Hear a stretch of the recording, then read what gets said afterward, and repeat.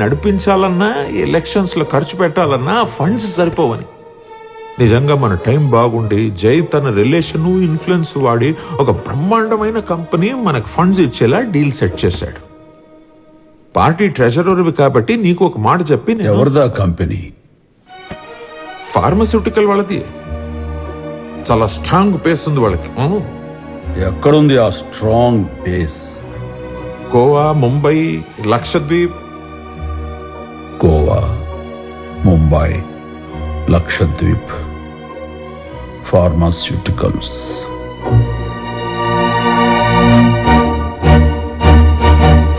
Drugs?